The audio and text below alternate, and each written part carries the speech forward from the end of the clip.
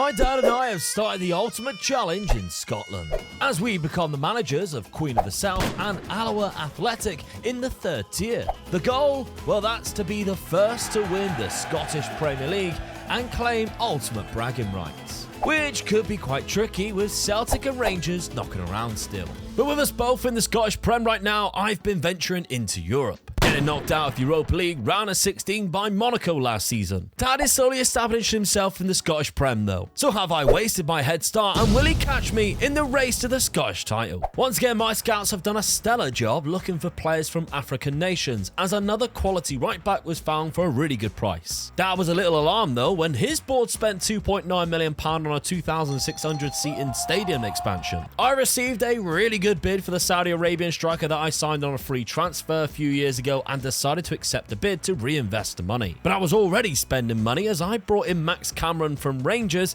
for just £3.2 million who can help on both wings. Bad news came flying in my emails though, as the chairman announces that he is withdrawing his financial backing of the club with immediate effect. And in some kind of crazy coincidence, Dad's Alloa side has enforced a transfer embargo as a consortium are looking to take over the club. A couple of weeks later, and the full takeover was complete, with the board already looking to invest money into the club. Another big offer came in for Josh Hart, a player I've been using frequently on the right hand side, and therefore I don't really want to sell him right now. With the money I brought in already though through transfers, I began bringing in some new signings just like this fantastic left winger. I honestly can't praise my scouts enough though, as they found me a fantastic centre back on a free transfer that I really hope I can bring to the club. A very much a game changing player. Dad's quietly gone about his business though, signing a left wing back as the new season looms nearer. With his side taking shape already, the money has been spent and just a few players joining the club to hopefully improve his league position. Meanwhile, I had spent a good amount of money spread across various new players, which has been successful for me so far in Scotland as I've progressed up the leagues. And those guys were also helping us qualify for the Europa Conference League this upcoming season. But with the season well underway, can either of us start to challenge these old firm clubs? Dad, mixed bag at the start of the season there. Yeah, I like playing Livingston.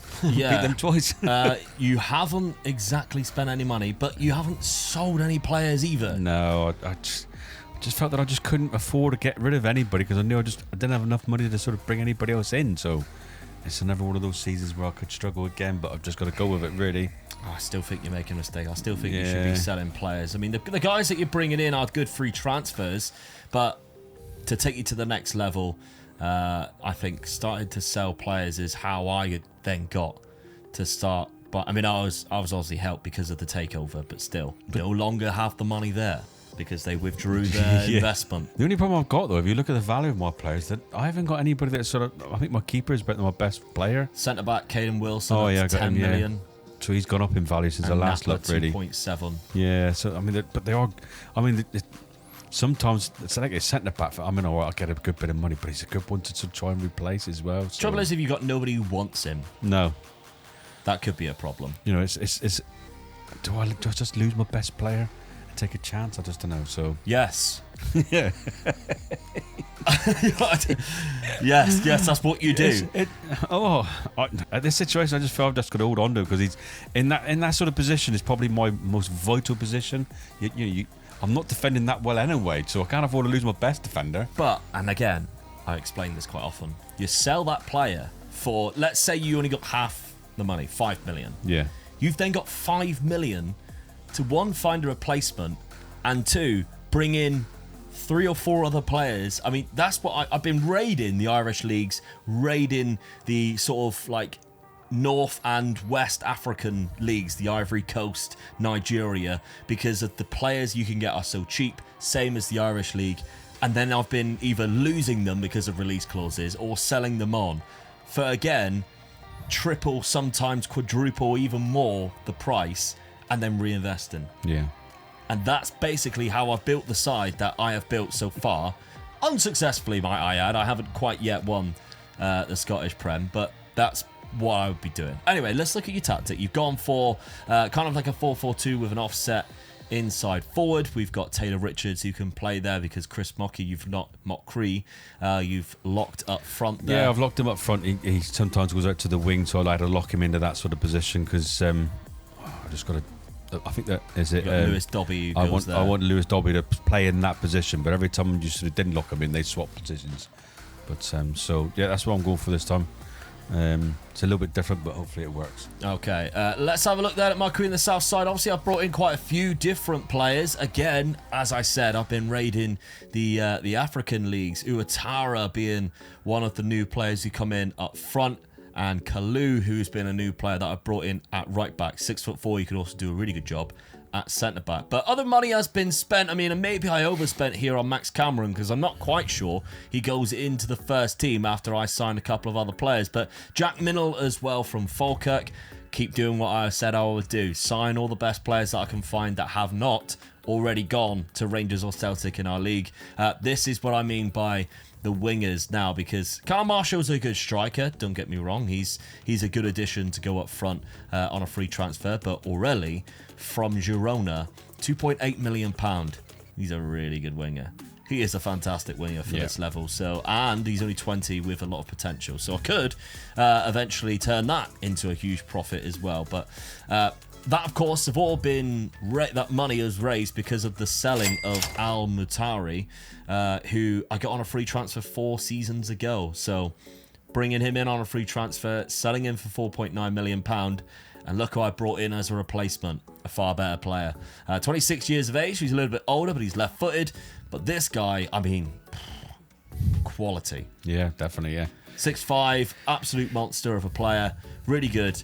Fits in well with my 4-2, or 4-4-2, with Aureli locked into that defensive winger on the left. Now, scheduled at the start of the season, I haven't lost a game, but I am in 6th place in the league, and that is because I have drawn a game there against Aberdeen, and as you can see, I've only played 3. Everybody else around us has played 4. We're kind of the only teams in the league that hasn't played our 4th game yet, and that is because we play on the 2nd, but then everybody else would play, so I don't know the reason why.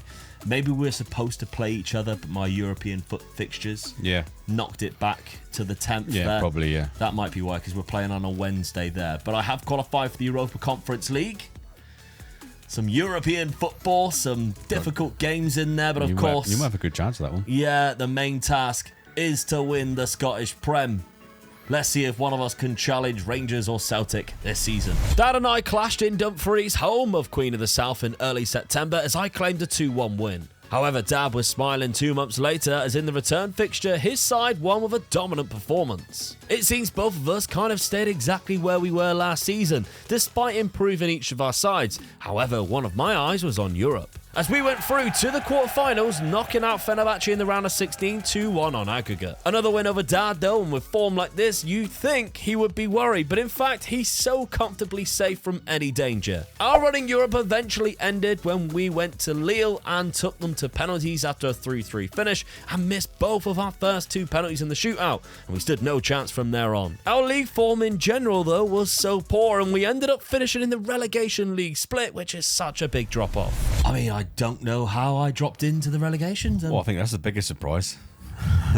I'm in 9th. I mean, I was comfortably never going to get relegated. Oh, God, no. You're over double the amount of points of Livingston. So it was a comfortable season for me, even though I'm down there. But you in 7th, wow. Yeah, I had a bad end of the season there. Yeah. Really bad end because of... I don't know. It couldn't have been the European football because that was played after. Kind of, I had 2 losses there, another loss there to Livingston and Airdronians there. So Kilmarnock, just a terrible, terrible time. But yeah, I mean, I dropped into the relegation group alongside you. Dad, Celtic have won the league again, 89 points. Nobody's even troubling them. They lost 1 game all season against Hibs away from home. They are looking comfortable right now. Struggling to get anywhere near them, aren't we? Yeah, I mean, we're like, I think I'm like 7 or 8 seasons in the Scottish Prem now. Haven't even come close. I knew this would be difficult, but I didn't anticipate it would be this difficult. But here we are. You're 9th, I'm 7th. Not quite closing in yet. We've got a lot of players in the player statistics, which is good. Offord and Taylor Richards with the goals there. We've got quite a lot of player of the matches. Chris Mockery for you, Aureli and Comutio for me. And assist-wise, Mockery and Aureli both up there with 12, so that's pretty good. So outside of that, it looks quite bleak in terms of the league. But I've got to remember, I did play European football and I didn't do a bad job. Getting knocked out of the Europa League Conference final. Good. on penalties to Lille is quite Unlucky. good. Nothing in the cup, so You still got the quarter final, but Rangers knocked you out, don't you? So that's the thing. We need to stay away from them, don't you? Neither Really? of us have won a cup yet. No, that's unbelievable. I've got to the final, but neither of us have even won a cup yet. So, okay, we just need to stick with it. Eventually, trophies will happen. I'm positive. But let's have a look, Dad. Your transfer budget for next season, you haven't been given one yet. We are at the 17th of May. It might be a little too early to say just yet. 17 goals from Tony Weston. Taylor Richards is there as well. Yeah. Not a lot. I mean, Tony Weston done well for me. 17 goals. I'm pleased with that, but he didn't have enough support around him really to help him out. So, a bit disappointed again. Okay, well, will you now finally sell players? My squad is really small now. Yeah, it is. Oh, dear. And you've got players who are running out of contract as well. Yeah, that's the problem, isn't it? Not first team players. A few of them didn't even play a game, but there we go. My transfer budget for next season is just short of £1 million there with an okay wage budget. Of course, they pulled the investment, but I'm still reaping the benefits of selling players from last season and having a little bit left over, I think, because my squad is still rather big. We got 23 goals from Kieran Offord. Billy Comitio got 16 from set pieces. I mean, he played 24 games off the bench. So if you consider he only started 26 and he scored 16 from centre-back, mental. But he is 6'6", I think, something like that. Callum Marshall's done quite well as well. Aureli, 71. That's not a bad injury. No, we're all good. 3-6. Broke his toe. Never mind. He'll get over that. Josh Hart's still there. I rejected bids from Josh Hart in the summer, so I'm keeping him for a while. But yeah, what can I do with this budget here? And can Dad actually make a budget?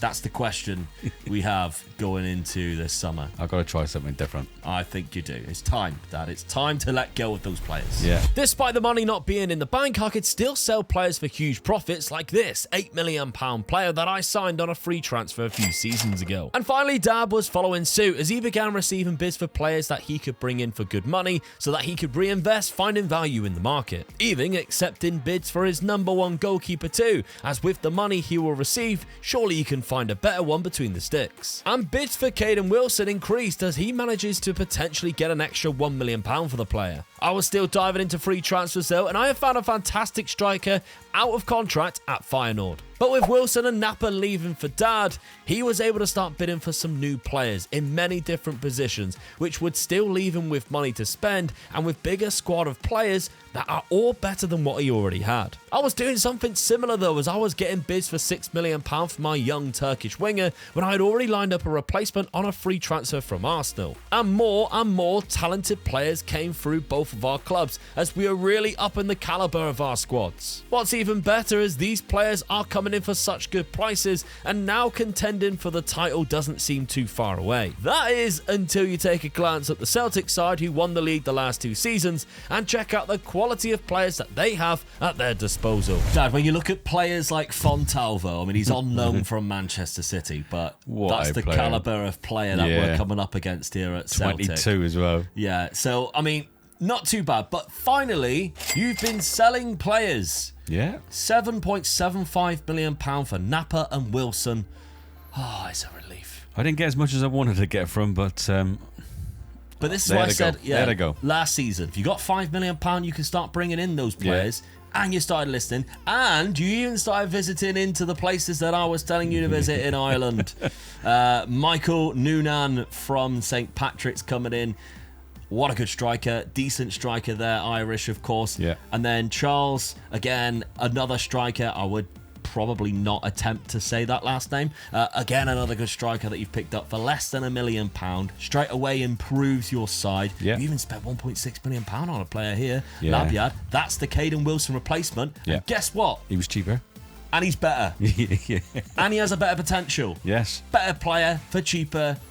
It's smart. It's 20. He's only 20. Great potential. This is the way you progress up these leagues. So Labyad comes in. Great player there. Burrito on a free transfer. You're allowed to bring in, of course, more players, which is allowing you to fill your squad out. Jacob Donnelly, not a bad player there as a backup option.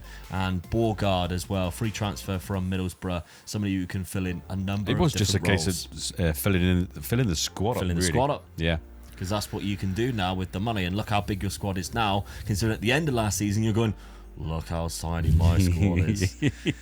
So allowing you to do that because of the money coming in, which, again, I've been hoping you've been doing for a while, but there we go. Right, so schedule then. You haven't started off amazingly well. No. Lost 2 games already. One against Motherwell. I didn't start too bad Drew in a couple. the league. It was a draw and a win. So Yeah. I started off, I'm happy with that. I'm going places. But then I had Celtic and Aberdeen the next 2 games, and they just demolished me. Celtic. Yeah. I mean, we know Celtic was going to. Oh Look yeah, at that some team. of their players that Yeah. they've got. I mean, if you look at, he didn't actually score in that game, but Alejandro Sá got himself a hat trick, and look how good he is on loan from Arsenal. They've got like 2 or 3 Colombian players either on loan or with their club, and you're just like, oh, okay. Yeah. But that's what happens when you play in the leagues on Football Manager. They just, all of a sudden, the leagues just get better because the computer or the AI is concentrating on that league. Yeah. So, yeah, you never see players like that just rock up in Scotland normally unless you're actually managing there. But there we go. So Got you next? again, we always played each other at the start of September, it seems, recently. You're rocking now, Dad, a narrow diamond formation. Yeah. I've just got to be a bit more more difficult to sort of beat. I've got a sort of better caliber of players in, a strength of my midfield, so got 2 good strikers, so I'm hoping this is going to work for me, really. Yeah, for the first time in a while, you're able to feed that little itch that you always get I've about got my signing keeper. a goalkeeper. Yeah, he's only 23 as well. He's a good keeper as well for African? 23. Yeah. I bet, see? This is where you get all the cheap players from. Good player. Sign him for Must admit, I was pleased 500k. with that one there. 500k for a good keeper. And I didn't think I was going to get him because when I looked at him, it said he wouldn't get a work permit. Yeah. And I just took a chance and hopefully, going against it because he's so young, they would sort of allow it to go through, and they did. So Yeah, absolutely. Well, positive. I think your team's definitely improved there. You've even got an attacking midfielder called Carlos Alberto. That's how, like, whoa, look at that, 150k he costs from Armenia. And he's got 3 goals already. Yeah. Good start. Unbelievable. Only 20. Hey, What a player. Celtic could be after him soon. That's what happens. Have you accidentally put a release clause in? Of course you have. £2.3 million. We'll say goodbye to him. Yeah, I didn't have much choice. I might activate that one. I couldn't take it out. He just wanted it in there, so I've got to take a chance. And How much for a shithouse would I be? I've been telling you to sign all these players for ages. And Knowing they come in full well something. that you might have to put a minimum fee release clause in, and instead of Celtic taking advantage of it, I take advantage of it. This guy here with 2 thumbs and manager of Queen of the South. Speaking of which, let's have a look at some of the transfers that I have got in throughout the summer. Now, again, I sold a player for quite a lot of money, £8.5 million, which basically funded my whole summer, and it was a guy that I signed on for, well, almost a free. I thought it was a free transfer, £1.1 million. Quite a long time ago now, but going to China for £8.5 million. So I was happy with that, and especially because last season he only actually started 19 games. He was a bit of a rotational player anyway. But bringing in quite a few decent players that has allowed me to, again, just keep improving this side. Brought a goalkeeper in for 63k, and he's actually an improvement. So I think that was my weakest position. Christian Moga comes in for £1 million, a decent right winger from Romania. Quality player, because I also sold Fatih from Turkey to Arsenal, and they loaned him back to me for free. So I was like, okay, like, you can't complain with that. So he comes in on a free transfer as well. Adam Karas from Juve. I'm buying players from Juve here for £2.5 million. Ondoa for £1 million as well, a decent centre-back. João Fonseca, another decent centre-back coming in from Benfica. Great physicals, fantastic physicals. Yeah. But I think my best player, and so far it has been as well, Fabiano Rust on a free transfer. Dutch striker. He ain't been doing too bad either. 3 goals in 3 games for me. I quite like him. Yeah. Tactically then, we've altered it ever so slightly. So now that we've got 2 or 3 really good left wingers, because one player I haven't mentioned here is Rocha, who might be now my best player. Uruguayan, fantastic left winger. I thought I just need to let him do him up front. There's no good having him down here as a defensive winger when he can do some dangerous stuff a little bit further up the pitch. Now, he does have a release clause, but if somebody is willing to pay me £23 million, I'm going to let them. I'll have a look next season, see if I can afford him. Maybe. It'll be me. This guy with 2 thumbs. This guy with 2 thumbs, manager of Alawa, who cannot afford £23 million, will find a way. But yeah, I think that's just the way I've got to go there. Now, I've locked in Rust in that position there, which meant I kind of like thought, right, well, if he's going to be an inside forward, he's going to be bashing around here, I'll just slightly move these two across. So I have done so, and the rest of the team looks rather similar to what it was previously, and it started quite well. Now, I did draw against Livingston, which is a bad result, but I was also down to 9 men. So, I mean, one was in the 96th minute, so technically 10 men for most of the game, but 42nd minute. Look when they scored their equaliser. Exactly, 97. Right off the back of it, from a penalty. So, my guy, who is the right back or left back, can't remember which side, he probably pulled him down, and then it led to the penalty. So, it did cost me the game. And outside of that, I would be top of the league. But I was battering teams. I mean, Callum Marshall scored 1, 2, 3, 4, 5, 6, 7, 8 goals in an 11-0 win against FC Edinburgh. So I'm actually quite confident that, I mean, I haven't come up against any of the two big ones yet, but I'm quite confident that I can get to 3rd place and be like in a league of my own, possibly split them. I tell you what would be interesting to see how many goals Callum Marshall scores at the end of the season, considering that he just scored 8 in one game. Yeah, I mean, he's only got 3 since. Yeah. So he's got 3 since in 5 games, which isn't bad. I don't think the trouble is he's playing every game now. No. Because Rost goes there, and then Offord goes there, and then he's got a face-off against Bob Mackie Spinacci as well. So I don't actually think he's going to be getting as many games, because Kieran Offord just starts naturally because he was my top scorer last season, now that I've locked in Rust. But I think Rust is a better player. So that is going to be an interesting one. So can that happen this season? Now, Dad has finally started bringing in better players. Now that I've, of course, bringing in more better players, and obviously for higher values that they could go, I don't know, this could be a game-changing season where one of us, or both of us, gets into that top 3 or 4.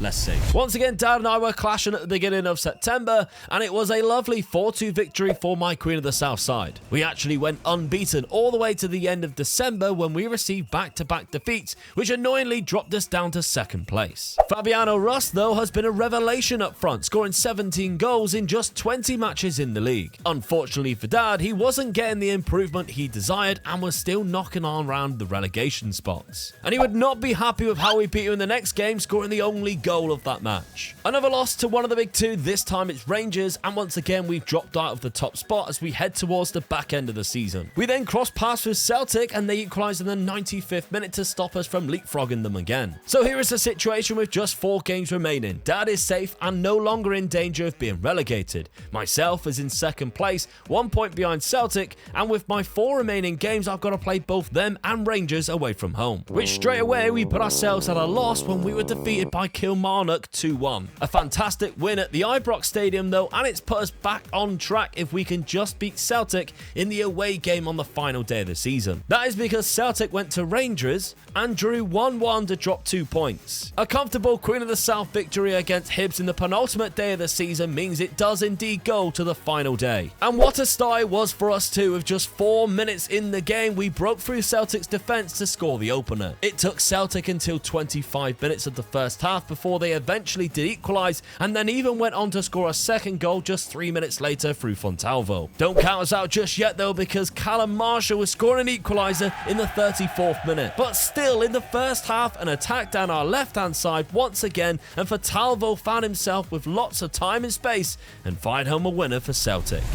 Would you believe it? Fontalvo, the on-loan signing from Manchester City, has cost me the league. I mean, he's got better. He's got better again. That's unbelievable, isn't it? But he cost me at the end of the season there from winning the league. You didn't do bad a second half, mate. You drew 0-0 second half. Yeah.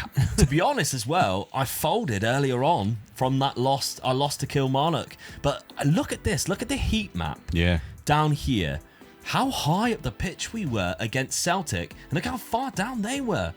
It's just heartbreaking. But there we go. That is the nature of the Premiership in Scotland. And unfortunately, Celtic once again pick up their 3rd title in a row, I believe. But I was very, very close there. 86 points to 91. Of course, if I had the 3 points and they had it taken away, I would have been crowned champions. Fabiano Rust did get the top scorer, though. So I'm on the right path. Average rating, Rocha and Carras, both there. Carras and Rocha also had the same amount of man of the matches. And Vitek actually had more clean sheets than what I've been getting the last few seasons as well. Dad, what happened? I mean, you are safe as houses from relegation Yeah, again. I think I guess it's a case I'll just get safe and then they just sit back on it. I don't At know. the same time, though, if you look, you had 43 points, and I know Hibs have obviously played 5 games from these 5 years, Yeah. probably lost all 5. You're a point behind them.